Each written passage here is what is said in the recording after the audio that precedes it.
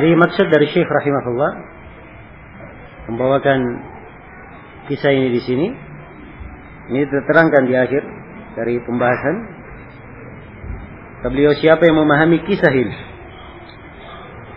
Faman fahima hadhil qissah. Siapa yang memahami kisah ini, thumma syakka ba'daha fi dinin Nabi sallallahu alaihi wasallam.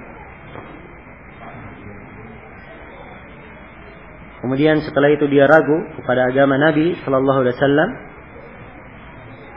walam yufarriq bainahu wa bain dinil musyrikin.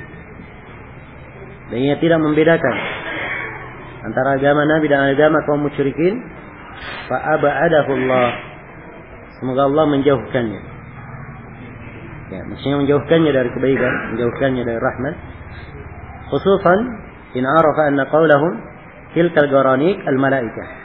Apalagi kalau dia mengerti dan memahami bahwa ucapan mereka al-garanik itu artinya para malaikat. Jadi mereka garanik yang maha tinggi itu malaikat yang ditinggikan, syafaat mereka diharapkan. Iya. Baik. Jadi maksud beliau di sini, beliau ingin menjelaskan hakikat agama kaum musyrikin itu apa. Mereka di dalam meminta syafaat. Iya.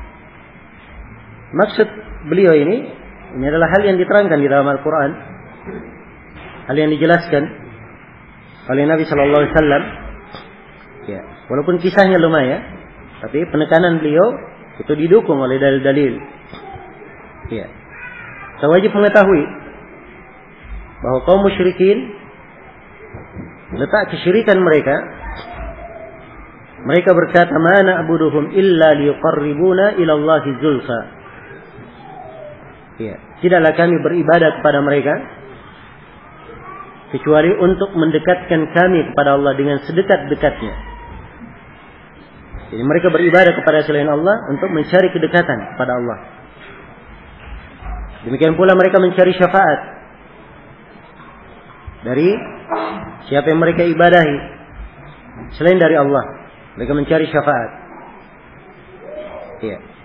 Ayat yang saya bacakan tadi, wa ya'buduna min dunillah ma la yadhurruhum wa la yanfa'uhum wa yaquluna haula'i syufa'auna indallah. Mereka beribadah kepada selain Allah hal yang tidak memberi bahaya, tidak pula memberi manfaat kepada mereka. Dan mereka berkata,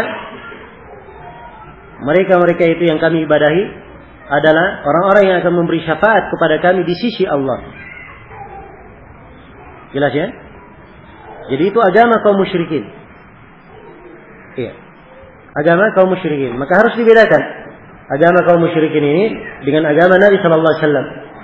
Jangan sampai seperti banyak dari orang yang datang ke kuburan minta di bawah kubah-kubah, ya, penghuni kubur, ya, dia berdoa ketika ditanya atau ketika ditegur itu perbuatan kesyirikan. Dia berkata, "Oh tidak, saya tidak beribadah kepadanya." Ya. Mereka ini bukan orang yang diibadahi. Mereka ini orang-orang salih. Kami orang-orang yang berdosa. Kami ini banyak dosa. Mereka orang-orang salih. Kami harapkan mereka ini menjadi orang-orang yang memberi syafaat untuk kami di sisi Allah, mendekatkan kami kepada Allah. Jelas ya? Jadi siapa yang tidak bisa membedakan kejadian ini dan keadaan kaum musyrikin, ini orang yang tidak mengerti agama Nabi dan tidak mengetahui agama kaum musyrikin. Itulah sebenarnya kesyirikan kaum musyrikin. Jelas ya? Dan ini yang ditekankan di sini oleh Syekh. Kisah Garanik, tatkala Nabi dikesankan oleh syaitan membaca bahwa Garanik itu para malaikat itu yang maha tinggi, syafaat mereka diharapkan. Ya, maka mereka anggap sudah kalau gitu kita tidak ada masalah, tidak ada perbedaan. Ya, jadi beliau ingin menekankan perbedaannya di situ. Ya. Di dalam agama Nabi Sallallahu Alaihi Wasallam ibadah itu harus kepada Allah Subhanahu Wa Taala langsung, tidak ada perantara. Iya, tidak ada perantara. Jelas ya? Dan syafaat diminta dari Allah Subhanahu Wa Taala. Iya. Jadi ini kisah beliau bawakan di sini agar supaya kaum muslimin mengambil pelajaran, membedakan antara agama Nabi Sallallahu Alaihi Wasallam dan agama kaum musyrikin.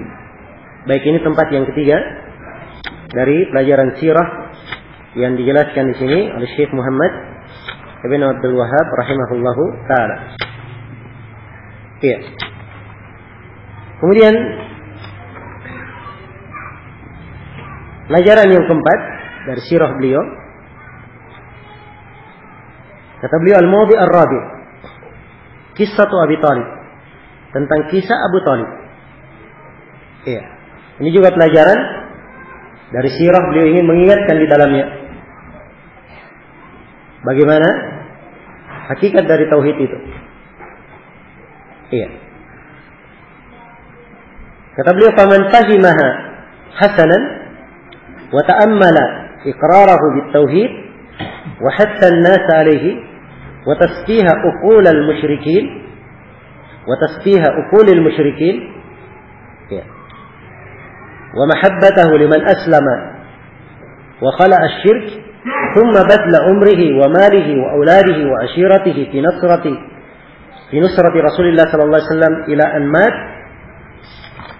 ya thumma sabarahu 'ala al-mashaqqati al-'azima wal 'adawati al-baligha."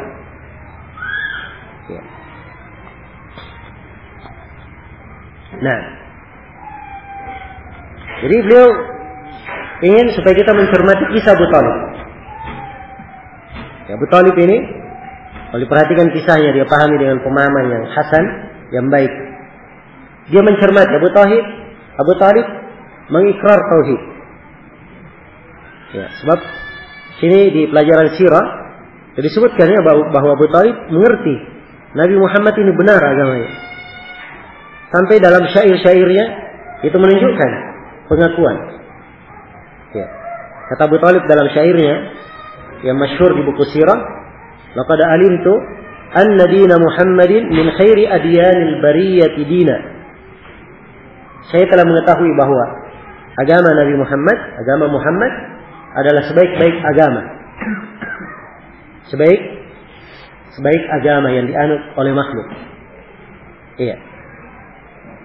"Laula al-malamatu wa hidaru masabbatin ya la ra'aitani samhan bidzalika mubina." Ini kata bukan khawatiran dicerca, bukan khawatir celaan dan cercaan, engkau akan melihat saya ya sudah lapang menerima kejelasan agama itu. Maksudnya dia pasti masuk Islam. Jelas ya? Jadi Abu Thalib mengakui tauhid. Dia mengakui hal ini. Dan dia menganjurkan manusia masuk Islam. Iya. Bahkan Abu Thalib menjelekkan akal kaum musyrikin yang memusuhi Nabi Sallallahu Alaihi Wasallam. Dan Abu Thalib cinta kepada orang yang masuk Islam, cinta kepada orang yang meninggalkan kesyirikan. Abu Thalib mencurahkan umurnya, hartanya, anak-anaknya, keluarganya untuk membela Rasulullah. Ini keadaan Abu Thalib sampai dia mati. Ya. Sampai dia mati. Ya, ditambah lagi kesabaran Abu Thalib ya, akan penderitaannya luar biasa dan permusuhan yang sangat besar. Ya. Tapi apakah ini memasukkan dia dalam Islam? Ya, kata Syekh, "Lakin lamma lam yadkhul fihi wa lam yatabarra min dinihi al-awwal lam yasir musliman." Akan tetapi Abu Thalib tatkala dia tidak masuk dalam Islam, tidak berlepas diri dari agamanya yang pertama, maka dia tidak dianggap sebagai seorang muslim. Jelas ya? Padahal udzur, dia menyampaikan udzurnya. Ya, kata Syekh, "Ma'annahu ya'tadir min dzalika bi anna fihi masabbatan li abihi Abdul Muttalib wa li Hashim wa ghairihima min masyayikhihim." Padahal Abu Thalib menyampaikan udzurnya bahwa dalam hal ini dia harus mencela agama ayahnya sendiri Abdul Muttalib, mencela agama Hashim dan selainnya dari ya, kakek-kakeknya, orang-orang tuanya. Ya, jelas ya? Jadi ini keadaan Abu Thalib, pertolongannya. Ya. Dia mengakui kebenaran agama Nabi Muhammad, tapi dia tidak masuk dalam Islam tatkala dia tidak masuk dalam agama ini dan tidak berlepas diri dari apa? Ya, agamanya yang pertama. Kata beliau, "Tsumma ma'a qarabatihi wa nusratihi." Ya, kemudian Nabi sendiri, karena Abu Talib ini kerabatnya yang sangat dekat, pamannya. Ya. Dan pertolongan pamannya kepada Nabi sallallahu alaihi wasallam, istaghfara lahu Rasulullah sallallahu alaihi wasallam. Nabi memohonkan ampun untuk pamannya Abu Talib. Karena dianggap pamannya punya banyak jasa. Jadi Nabi memohonkan ampun untuk pamannya. Ya. Apa yang terjadi? Fa anzalallahu alaihi, Allah turunkan ayat menegur Nabi. Ya. Ma kana lin nabiyyi wal ladzina amanu ay yastaghfiru lil musyrikeena walau kanu uli qurba min ba'di ma tabayyana lahum annahum ashabul jahim. Tidaklah pantas bagi seorang nabi, tidak pula pantas bagi orang yang telah beriman, tidak pantas bagi mereka memohonkan ampun untuk kaum musyrikin, walaupun mereka adalah kerabat yang paling dekat. Tidak pantas dimohonkan ampun setelah tampak jelas bahwa mereka ini adalah penduduk neraka jahim karena mati di atas kekafiran. Jelas ya? Ini teguran kepada Nabi karena beliau memohonkan ampun untuk siapa? Untuk pamannya. Tak boleh dimohonkan ampun untuk kaum musyrikin. Meninggal di atas kesyirikan. Walaupun dia punya pertolongan. Ya. Terhadap Islam. Kata beliau, "Walladhi yubayyinu hadha." Ya. Nah, di sini Syekh menghubungkannya. Jadi sekarang dia sudah memberikan ya kisah pelajaran tauhid dari kisah Abu Talib. Bahwa tauhid itu tidak hanya sekadar dia mengakui berlepas dari kesyirikan, menjelekkan ya akal-akal kaum musyrikin. Tidak sekedar dia menolong agama. Kalau dia sendiri tidak masuk ke dalam Islam, dia sendiri tidak berlepas diri dari agama kaum musyrikin, itu tidak menjadikannya sebagai seorang muslim. Tidak akan memberi manfaat untuknya. Ya, ini mana tauhid yang ingin beliau tekankan di kisah Abu Talib. Iya. Jelas ya? Maka saya di sini memberikan peringatan kepada manusia di masa beliau. Ya, kata beliau, "Walladhi yubayyinu hadha," yang lebih menjelaskan ini, "Annahu idza urifa rajulun min ahli al-Basra aw al-Ahsa bi hubbi ad-din wa bi hubbi al-muslimin, ma annahu lam yansur ad-din bi yadin wala mal ya wala lahu min al-a'dar mithl ma li Abi Talib." Ya. "Wa fuhima al-waqi min akthar man yadda'i ad-din tabayyana lahu al-huda min ad-dhalalah wa urifa su'ul ifham wallahu al-musta'an." Ya. Kata beliau, kalau sudah jelas hal ini, apabila dikenal ada seorang lelaki dari penduduk Basrah atau penduduk Ahsa, ini dua kota ya, penduduk Basrah atau penduduk Ahsa, keduanya mengaku cinta agama, cinta kaum muslimin. Bersamaan dengan itu dia tidak pernah menolong agama dengan tangannya, tidak pula dengan hartanya. Oh, saya cinta agama, cinta kaum muslimin, tapi tidak ada perbuatannya menunjukkan apa? Kecintaannya. Padahal dia tidak punya udzur seperti udzurnya Abu Talib. Iya. Maka akan dipahami keadaan sebagaimana mestinya terhadap orang yang mengaku agama seperti ini. Orang yang memahami kisah ini akan tampak baginya petunjuk dari kesesatan, dan dia akan mengenal jeleknya pemahaman sebagian orang di sini.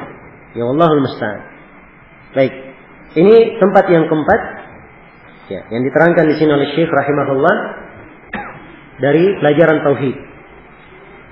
Iya, dari pelajaran tauhid, bahwa tauhid itu diperlukan seorang masuk ke dalam Islam secara keseluruhan. Dia mentauhidkan Allah, berlepas diri dari kesyirikan tanpa ya walanya kepada Allah dan Rasulnya, dan dia berlepas diri bara dari segala yang diibadahi kecuali Allah Subhanahu wa ta'ala. Iya. Baik. Ini pelajaran yang keempat yang diterangkan di sini oleh Syekh rahimahullahu taala. Baik, sekira cukup ya untuk malam ini, insyaallah taala. Dua pelajaran yang lain kita akan sempurnakan nanti untuk pertemuan maghrib besok insyaallah. Adapun pertemuan subuh besok insyaallah taala kita isi dengan materi lepas nanti, tidak berkaitan dengan buku. Masih ada 2 tempat ya, insya Allah kita sempurnakan. Iya, cara mati besar. Ini dan di kisah Abu Thalib ini saya selalu ingatkan ya tentang bahaya. Ya, teman-teman bergaul, teman-teman duduk. Ya, Abu Thalib ini dia tahu kebenaran, dia tahu ya agama keponakannya Nabi Muhammad. Dia kenal Nabi Muhammad dari kecil, kejujurannya, tidak pernah berdusta. Ya. Dia sangat mengenal Nabi Muhammad di atas kebenaran. Ya, tapi karena dia malu pada kawan-kawannya, dia malu. Ya, kalau dikatakan dia benci kepada agama ayahnya sendiri, agama nenek moyangnya, akhirnya dia tidak masuk dalam Islam. Ini buah dari teman duduk yang jelek. Ya. Sehingga membahayakannya sendiri dan menjadikannya orang yang kekal di dalam neraka waliyadzubillah. Iya. Ini ada pertanyaan yang masuk ya berkaitan terkait dengan revolusi yang sekarang terjadi di Tunisia. Membangkitkan semangat perlawanan rakyat di Jazirah Arab seperti Yaman, Mesir, Yordania, dan Aljazair. Naudzubillah. Ya. Para ulama telah memberikan fatwa bahwa revolusi tersebut buruk karena motifnya lebih pada kesejahteraan ekonomi dan kebebasan pendapat, sehingga kaum muslimin seharusnya bersabar. Akan tetapi rezim Tunisia tersebut selama ini melarang jilbab, menutup masjid, hanya buka ketika adzan, melarang kelompok pengajian, sehingga akses kaum muslimin menasihati rezim penguasa menjadi buntu. Bagaimana sikap kita bila menghadapi rezim seperti ini? Ini pertama orang yang hidup di Indonesia yang bertanya, ya, ngapain dia sibuk-sibuk dengan urusan di Tunisia, di Aljazair? Ya. Jelas ya?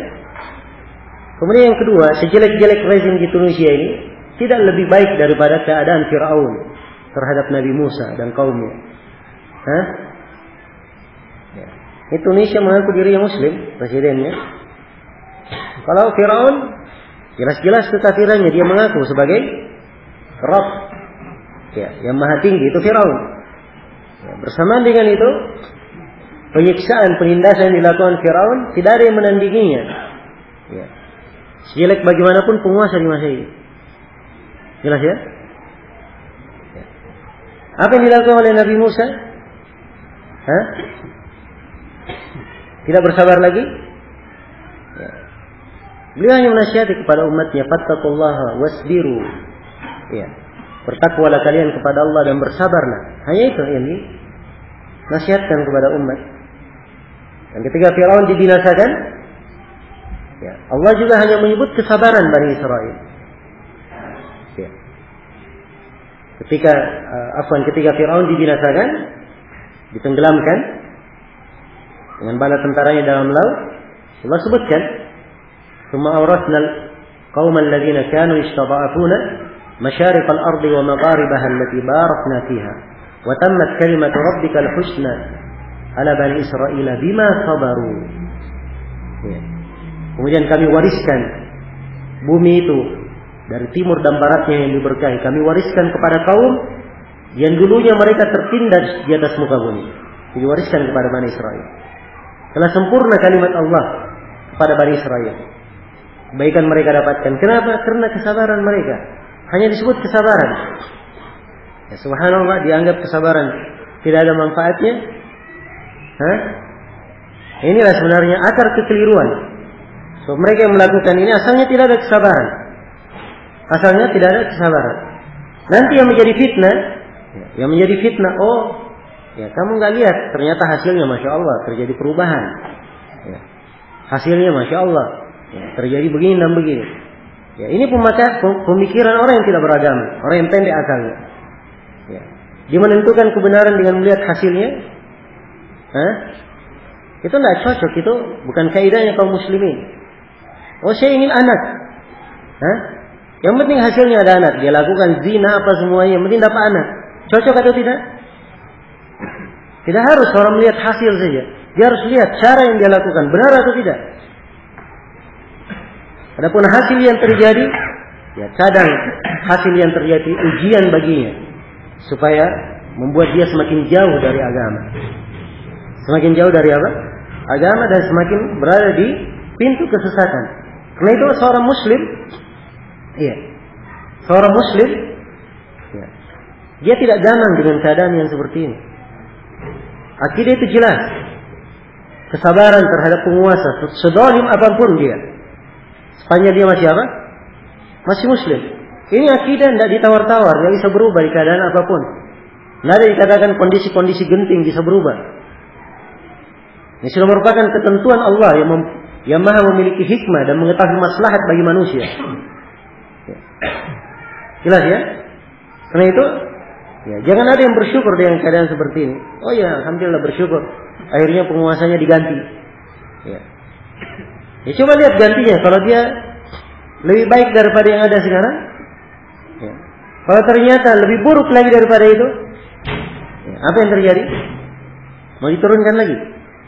Ya.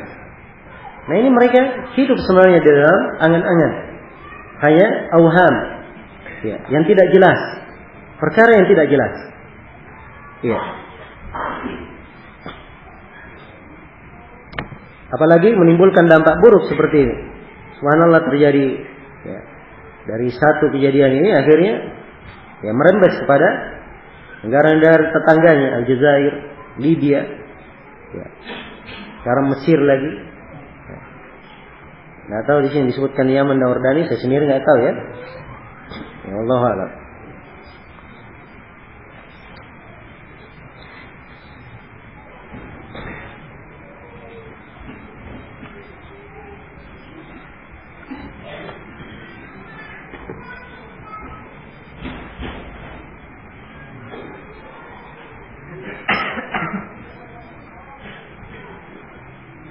Seorang muslim yang beribadah kepada kuburan atas kebodohannya, apakah dia kafir?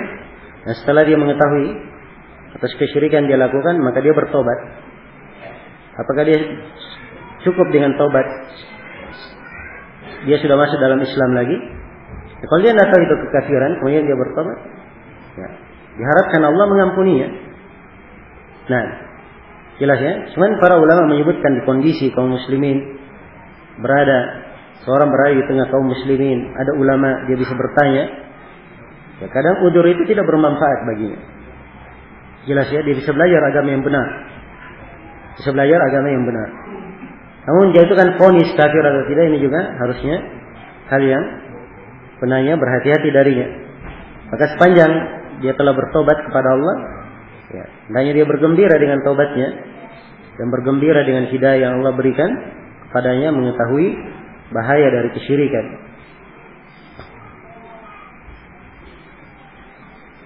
Apakah di masa jahiliyah sebelum Rasulullah diutus ada orang salih yang senantiasa menegakkan tauhid? Ya, masa jahiliyah itu artinya adalah masa sebelum diutusnya Nabi Sallallahu Alaihi Wasallam. Iya, agama sebelumnya ada agama tauhid, ada agama tauhid. Jelasnya, apakah ada orang saleh yang menegakkan tauhid? Ya. Sebelum Nabi Sallallahu Alaihi Wasallam diutus, ya, ini letak pembahasannya, disebutkan tentang Waraqah bin Naufal. Ya. Namun ini letak pembahasan. Dan saya kira ini hal yang tidak terlalu penting juga untuk diketahui. Ya. Allahu ta'ala a'lam.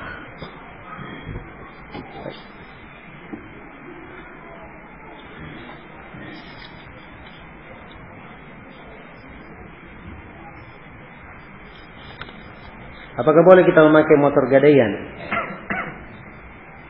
selama yang punya belum menebusnya?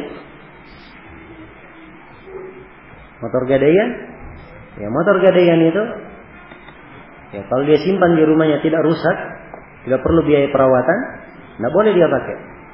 Biarkan saja disimpan, tidak perlu biaya perawatan. Jelas ya?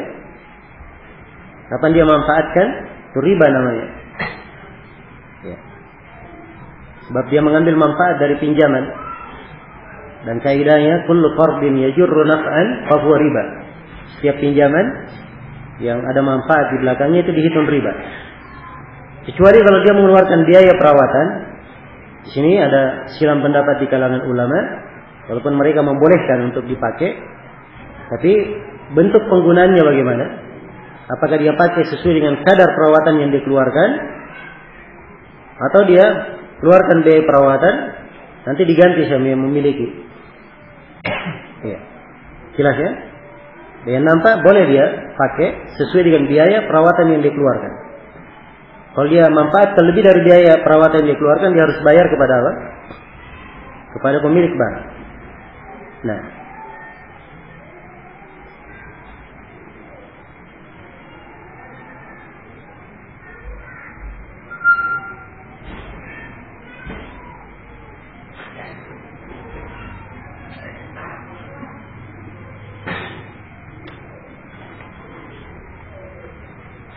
ini sebagian tulisan yang bisa dibaca.